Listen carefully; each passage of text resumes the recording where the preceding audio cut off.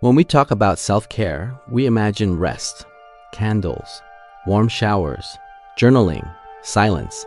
We imagine stepping away from stress, not stepping into it. But what if real self-care doesn't always feel comforting? What if it feels confronting? What if it asks you to sit with numbers you've been avoiding, patterns you don't like admitting, and fears you've carried quietly for years? What if taking care of yourself means opening your bank account instead of closing your eyes? Financial self-care isn't about being perfect with money. It's about creating safety, clarity, and trust in your life. Because peace doesn't come from ignoring money. It comes from finally facing it with compassion. When we hear the phrase self-care, most of us imagine candles, warm baths, journaling, skincare routines, or a quiet weekend unplugged from the world. Self-care has become cultural shorthand for rest and indulgence, a way to recover from burnout. But what if one of the most important forms of self-care isn't relaxing at all? What if it's uncomfortable? What if it asks us to face habits we've been avoiding? What if it forces us to look honestly at our bank accounts, our fears, our spending patterns, and the emotional baggage we carry around money? That's where financial self-care comes in. Financial self-care is not about becoming rich overnight. It's not about extreme budgeting, guilt, or deprivation. And it's definitely not about perfection. Financial self-care is about building a relationship with money that supports your mental health, emotional stability, and long-term sense of safety. In an episode of Pennywise, host Nat Cardona speaks with NerdWallet financial expert Kim Palmer about what financial self-care really means and why it matters just as much as physical or emotional self-care. Their conversation reveals a simple truth. Money isn't just numbers. It's memory, emotion, identity, and fear. This video expands on those ideas, diving deeper into the psychology, habits, and mindset shifts behind true financial wellness. Look back before you move forward, understanding your money story. Before you can change your financial future, you have to understand your financial past. Most people don't realize this, but their relationship with money is formed long before their first paycheck. It begins in childhood, shaped by parents, caregivers, culture, and environment. Some of us grew up hearing, money doesn't grow on trees. We can't afford that. Rich people are greedy. You should always save for a rainy day. Others grew up in households where money was never discussed or where financial stress filled the room without being named. Those early messages don't disappear. They quietly shape how we behave as adults. Do you feel anxious checking your bank balance? Do you avoid budgeting because it feels restrictive or overwhelming? Do you overspend to feel safe, successful, or worthy? Do you hoard money out of fear, even when you're objectively stable? Kim Palmer emphasizes that financial self-care begins with reflection, not restriction. Ask yourself, what did I learn about money growing up? Was money a source of safety or stress in my family? How did my parents talk about spending, saving, or debt? What emotions come up when I think about money today? This isn't about blaming your past, it's about awareness. Because once you understand where your money habits come from, you gain choice. Financial self-care means breaking unconscious patterns and replacing them with intentional ones without shame. Unlearn the patterns that keep you stuck. Money is emotional, not just logical. One of the biggest myths about money is that it's purely logical. Earn more, spend less, save the difference. If money were purely logical, most people wouldn't struggle with it. Money is emotional because it touches everything: our safety, our identity, our freedom, our future, our sense of worth. Many people know what they're doing with money, but not why. They know they overspend. They know they avoid saving. They know they feel constant anxiety. But without identifying the emotional pattern underneath, change never sticks. Some common negative money patterns include emotional spending, using purchases, food, or experiences to cope with stress, loneliness, or insecurity. Avoidance, ignoring bills, budgets, or balances because looking feels overwhelming or shame-inducing. Scarcity thinking, feeling like money is never enough even when you're objectively okay. All or nothing budgeting, being extremely strict for a short period, then giving up completely. Kim Palmer stresses that financial self-care is not about judgment, it's about curiosity. Instead of asking, why am I so bad with money? Ask, what is this habit trying to protect me from? Overspending often protects us from emotional discomfort. Avoidance protects us from fear. Scarcity thinking often comes from past instability.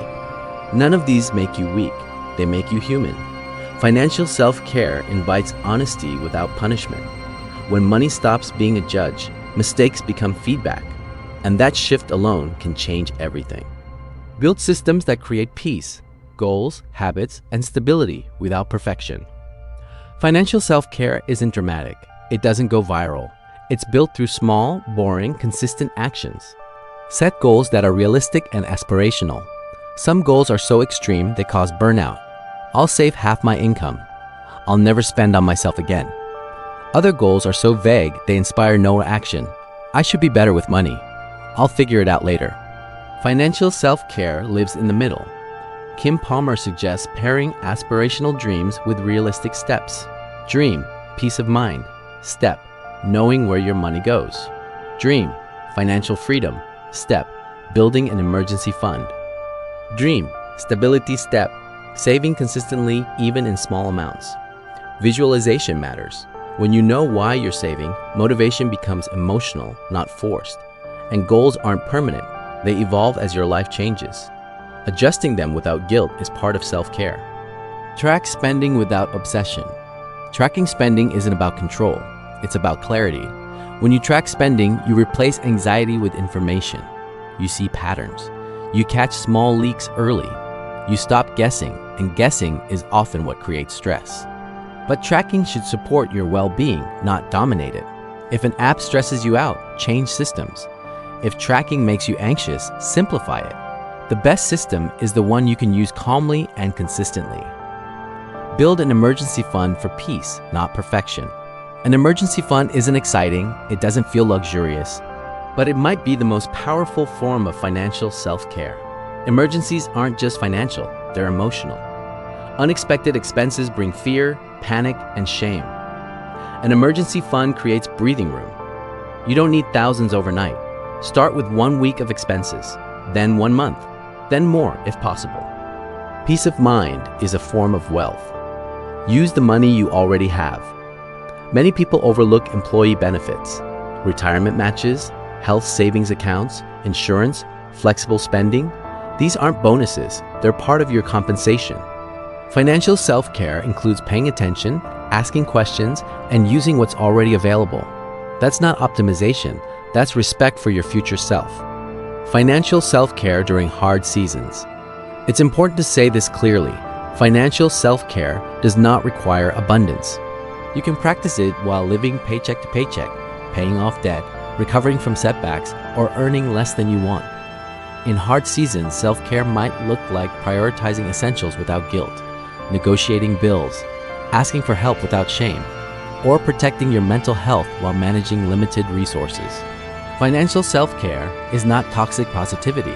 It doesn't deny reality. It meets reality honestly and responds with intention instead of avoidance. Sometimes self-care is simply saying, "This is hard and I'm doing the best I can." The bigger picture, money as a tool, not a measure of worth. At its core, financial self-care is about redefining success. Social media constantly shows us luxury lifestyles, travel, six-figure incomes, perfect aesthetics. But comparison distorts reality. Someone else's financial choices are based on their income, responsibilities, values, risks, and safety net, not yours. There is no universal milestone that makes you good with money. There is only alignment. Does your financial life support your mental health? Does it reduce stress instead of creating more? Does it give you options instead of pressure? That's success. Financial self-care is a practice. You don't arrive at financial wellness, you practice it. Some months you'll do great, some months you'll struggle. That's normal. Financial self-care isn't about control, it's about compassion, awareness, and consistency. You are not your income, you are not your savings, you are not your debt. Money reflects circumstances, systems, and timing, not your worth. Every small habit you build is an act of kindness toward your future self, because the ultimate goal of money isn't accumulation, it's peace. And peace is the highest form of self-care. Financial self-care is not about fixing everything at once. It's about staying in relationship with your money, even when it feels messy, uncomfortable, or unfinished. There will be moments when progress feels slow, when numbers don't move the way you hoped, when life forces you to prioritize survival over planning. In those moments, financial self-care looks less like strategy and more like self-trust. It's choosing to stay present instead of giving up. It's choosing honesty over avoidance. It's choosing compassion over punishment. Every time you check your balance instead of ignoring it, that's self-care. Every time you adjust your plan instead of quitting, that's self-care. Every time you remind yourself that your worth is not measured in currency, that's self-care. Money will always be part of life, but it doesn't have to be a constant source of fear. When handled with intention, patience, and care, money becomes quieter. And in that quiet, you gain something invaluable: space to breathe, space to choose, and space to live with a little more peace.